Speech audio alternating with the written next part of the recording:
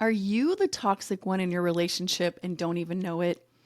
In this eye opening episode of Surviving Toxic Relationships, Lizzie and Deana turn the mirror inward to explore a question that many avoid. Are we contributing to toxicity in our relationship? This is not about blame, it is about self awareness, accountability, and growth.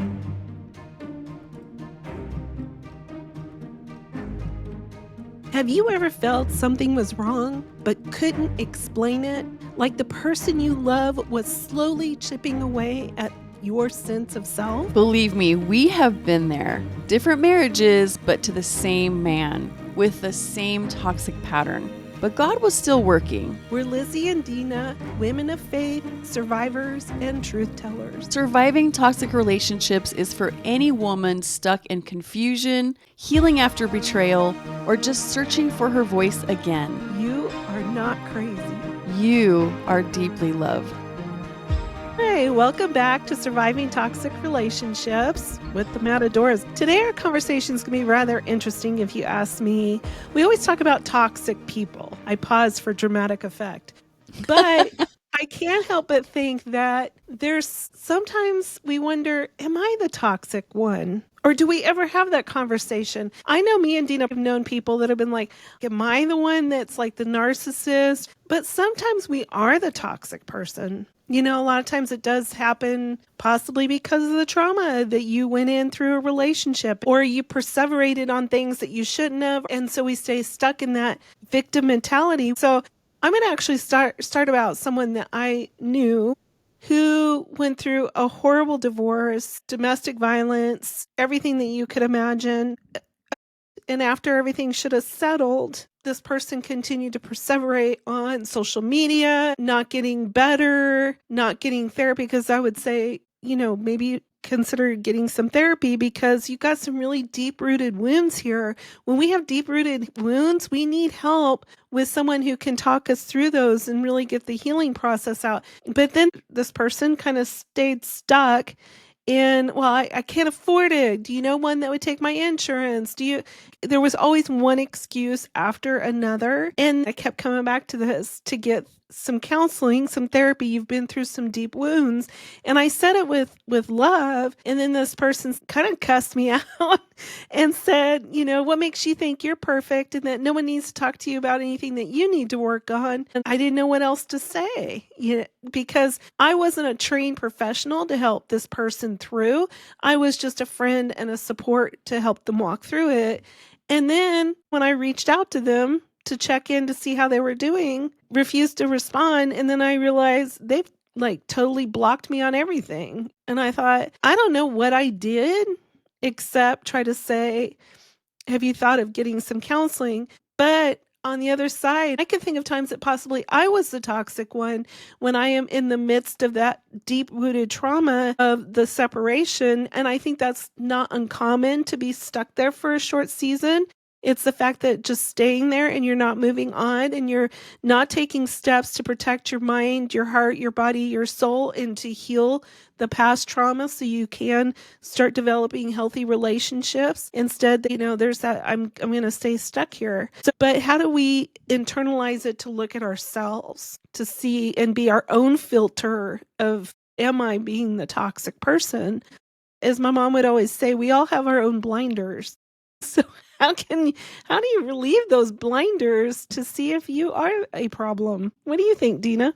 Oh gosh, right? I agree. And I want to do a disclaimer really quick here. Sometimes we do have toxic behavior in our own selves. I mean, I think all of us do, no matter what, because we're just imperfect. It doesn't necessarily mean that you are a toxic person, and it doesn't necessarily mean that you are the narcissist. And it doesn't necessarily mean that you are the one that is ruining the relationship, okay? Sometimes toxicity shows up when we are in survival mode and we are acting in a toxic manner and we have toxic behaviors, but it's because we're in a toxic relationship and you cannot be healthy while someone else is being toxic and actually survive. Let me give you an example of that. So if you're in a relationship with somebody who has cheated on you time and time and time again, and you are ridiculously jealous, insecure, maybe you even stalk this person, maybe you get angry every time there's another woman around, or if they're friendly to the woman or man, and you just have this deep insecurity and you act toxic. You might go into rages. You might just tear them up one side, down the other with questions, and you act like a crazy person. This could be because you have some toxic behaviors that need to be dealt with, or it could be that you have been cheated on. And when these things happen, it is extremely difficult for you to know whether your significant other is flirting or he's just being a nice guy, or the girl he always talks about at work, is he sleeping with her? So we have to just separate a toxic behavior from, are we actually the toxic one in the relationship? And I think it comes back to that whole thing of the keys is this a trauma response or is this a toxic response? There you go. Because they are two different things. And a lot of times I think some of us that have been in these trauma situations, it is the trauma response, most definitely. But when do you notice that the shift has changed from the trauma years later to then it becomes the toxic? And that's, I think, where we're at this point. Yeah.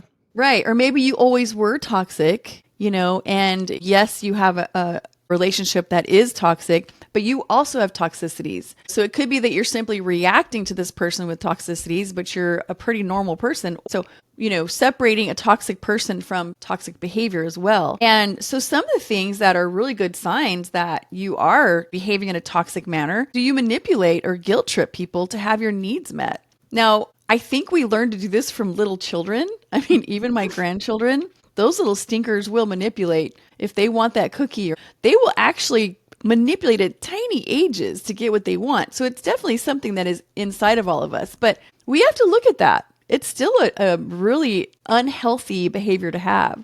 Do we avoid accountability by blaming like your past or your past trauma, or this happened to me, therefore, of course, I'm going to be angry all the time. Of course, I'm going to lash out. Of course, I'm going to, sit in my room and ignore everybody. So we have to look at those types of things too. Are people being mistreated in your life because you just keep playing the victim role and then you justify all of it and you don't work on it? So another one is, are you overly critical? Are you dismissive? Are you controlling?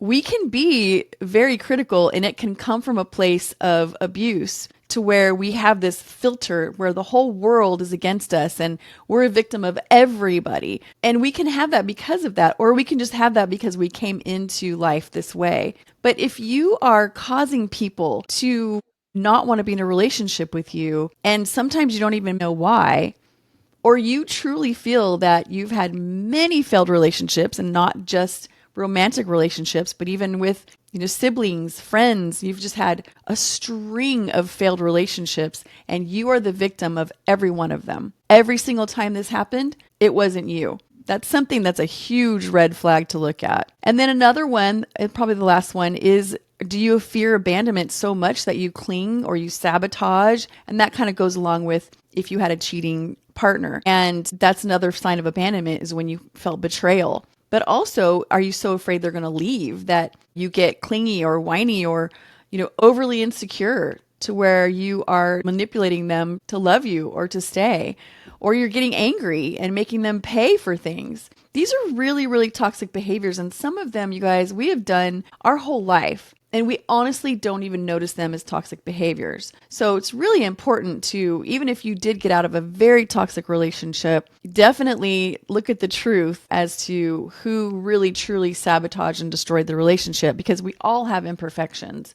And the first thing a narcissist is going to do is tell you that you were the cause of the demise of the relationship. And that's where we have to really find truth, that maybe we were imperfect and we even did some of these things, but we didn't do it to the point that we destroyed the other person. So that's very kind of the difference there. Well, and I was going to also say the abandonment can also hit if you were a child who was abandoned by one of your parents. So yeah, that's exactly. That can huge. make you clingy and insecure and needy and maybe even controlling, because you're trying to make sure that this person really is kind of like God in a way, because they're having to meet all of your needs and you're expecting them to make sure that you're okay at all times.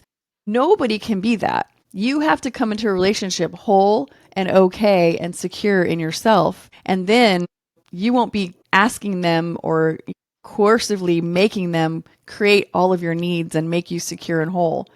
But those rules don't apply in a toxic relationship, because you can go into a toxic relationship and that person will create an insecure, needy, or angry, or you're trying to control them so they stop hurting you. I mean, you go into a toxic relationship and all bets are off. Now you cannot behave in a normal, healthy boundary, compassion. You can't have any of those things or you get squished. Well said. So I guess after going through that, how do we tell the difference between trauma that it may have been triggers from trauma or behaviors because they're actually toxicity? So like one of the things you could think of was trauma. If you have a trigger of trauma, you go into a fight, flight, and freeze mode, which I went through a season where I really was triggered very easily, and I would go into the fight, flight, and freeze. Mostly the freeze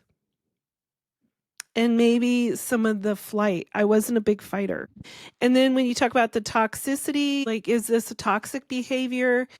Kind of reflecting in yourself. Is it like, do you have repeated harmful choices without any type of accountability? So it's kind of learning how to be your own filter. I think that's going to be hard, but also be an advocate to people that you're really close to and say, do you see any of these types of behaviors in me? Do you see that I make choices over and over and over that are very harmful to good relationships or potential relationships? And that's why it's really important to choose a good support system, not only as you come out of the relationship and you're healing, but this is still part of the healing process, to know that I'm not going to be toxic. And then, of course, or is this actually my trauma that's coming through? And like Deana said, we can have some of these toxic tendencies. It doesn't mean we're a bad person, and we can stay in these toxic situations or being the toxic person in these situations. So I think developing those really good relationships are very valuable friendships. Yeah, agreed. And one thing, Lizzie, on this topic that I really remember, we talked to one of our therapist friends that we were interviewing, and she said one way that you can really tell if you're a therapist and you're dealing with a narcissist and their significant other and you're confused about which one's the narcissist is that the narcissist tends to never take accountability for what they have done. They keep blaming the other person. It was them. They did it. They caused it. Maybe I behaved this way, but I only behaved this way because she caused it, because she pushed it. She got it out of me. And she said that the way you can tell that the one probably isn't a narcissist is they feel awful. They feel awful about the way they behaved, even if it was in reactive abuse, even if it was things that they were doing because they were in such a toxic relationship and they were trying to survive. They don't want to be that person. They truly want to change. They truly have empathy for the behavior that they exhibited. The narcissist, the toxic, truly toxic person, is not going to have empathy. So we can have toxic behaviors without being a truly toxic person, and we can see those behaviors. We don't like those behaviors, and we have empathy for what that has done for others. But if you are truly a sociopath, a psychopath, a narcissist, you will not have empathy for that person. All you want to do is make sure that you win and that they go down. And I think that's a really good dividing line. Very well said. What are some ways that you can heal? I think there's nothing like having a therapist as you're walking through this. Another thing, as we already shared, was having a good accountability partners, developing good relationships. That support system is everything. As we know, when we leave a relationship, it's no different than when we are in the core of the healing process. Take their thoughts and really ponder it. And sometimes it may not, like, you may go, well, I don't really see that, or I may not agree with that. But if you have several friends or several people in your support system that see the same thing, then that's probably a good, healthy indicator that this may be an area you need to work on. And one thing that I did after Rex, when I left and in my healing process, was journaling was really important. Journaling is a really good way to kind of put and jot, just throwing your thoughts, feelings, and emotions down. But in that, I've always said this too. I always have to do a little disclaimer when you do journaling, is really try to write 3 things that are positive. Went well that day. It could be that, hey, I got up this morning and I made it through work. Or it could be 3 blessings, however you want to put that. But journaling is so impactful. And there's nothing more beautiful than to, even years later, maybe go back and reflect on your journaling. And it's wonderful to see the process of your healing and see, wow, I've really come a long way. I like who I've become, or I notice I still do some of that kind of thing too. Yeah, I like that. One of the first steps in AA is you have to go to the people that you have wounded with your addiction. And part of the healing and the getting past that behavior is to admit it, to own it, and to actually go and make amends with the people that you've hurt with that behavior. A narcissist will not do that unless they are trying to use it as a tool to fool people, because I had an ex, and so did Lizzie, and he would definitely use apologizing and, weeping repentance to make you think that he was very sorry and sad for what he did. So having accountability, asking people, listen, if I say something that's hurtful, if I say something that was gaslit or manipulated you, I don't want to do that. I don't want to be that person. So tell me, talk to me.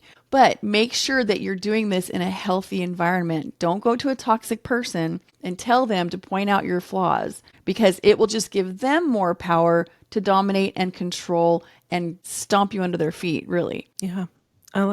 So true. And then I was thinking another thing would be some strategies that may help de-escalate you if you do sense that you're kind of being possibly triggered or whatever. On my desk, actually, I work with a lot of students that may struggle with emotional dysregulation or, dysregulation. And I have one sticker actually for myself, and it's, when you touch it, it has a fun feeling for me. But on it is a wheel. When you are in that moment, look at something you can see, something you can touch, something that you can smell. Some of those are grounding techniques to kind of bring you back to the present and the moment. Another thing that I have found that is very helpful is breathing. I do a lot of box breathing. Sometimes I get a little overwhelmed because I work full time. And then Deana and I are pretty busy with surviving toxic relationships, the platform that I'm so passionate about. And then you have family and you have life and you have your health. And there's times that I just find that I have got to just make sure I don't get anxious. So box breathing is really good. Inhale, 1, 2, 3, 4. Hold 1, 2, 3, 4. Release 2, 3, 4. And then repeat. But anyway, that's another technique I use quite a bit. And it also helps me when I need to try to go to sleep and shut my mind off, because sometimes my mind wanders and it spins. Ask Deana. Anyway, and then also make sure that you pause before you react. If you know that you're possibly being triggered, just step back and not say anything. Just stop. If you feel like there's a lot of emotion behind it, you don't want to be a toxic person in that situation because you reacted. It's really good to just take that time to step away. And sometimes you can't say anything for 24 hours about it. And if it's a healthy person you want to go to, they're going to listen. They're going to hear. And if it's a toxic person and you realize when you de-escalate and you're back on track that you start to wonder, do I really want to put my emotional energy into this situation? Love it. Love it. So to kind of cap it up, here's some just 6 key questions that you can ask yourself to see if you are behaving in a toxic way. Number 1 is you rarely admit when you're wrong. Number 2 is you justify harmful actions by blaming trauma, stress, or other people. Number 3, phrases like, well, that's just how I am, or you made me do it, are coming out of your mouth more than they should. You try to manage or dictate what others do, think, or feel. You need for safety to show up as control, tracking, checking in, or setting rules for others. And instead of trust, fear drives that relationship. So those are some really good things to check yourself. And again, check yourself in a way that asks the question, am I reacting to a very toxic relationship with a very toxic person? Or am I very toxic. So once you delineate those two, you're going to be able to really get a handle on what's going on and start to get yourself together. And most likely, if you do this, as I'm thinking about this, most likely you're going to work on it because you're listening and you're absorbing this information to begin with. And you want to be healthy. 100% agree. If you're looking to try to get better and be a better person, that's an excellent, excellent sign that you are not a toxic person by nature or a narcissist, because truly toxic people and narcissists, they actually get rewarded for their behavior. They get things that they want and they are not trying to get better. So if you are listening to this because you want to get better and you truly have empathy for some behaviors that you've seen in yourself, there's a good chance that there's plenty of hope for you. You just need to make some changes, keep your eyes open, and be living in truth to see what you can do to overcome that. Remember, awareness is the first step toward change. If you're willing to look within, you're already on the path to healing. Keep growing, keep reflecting, and we will see you next episode. And don't forget to like and subscribe if this resonated with you.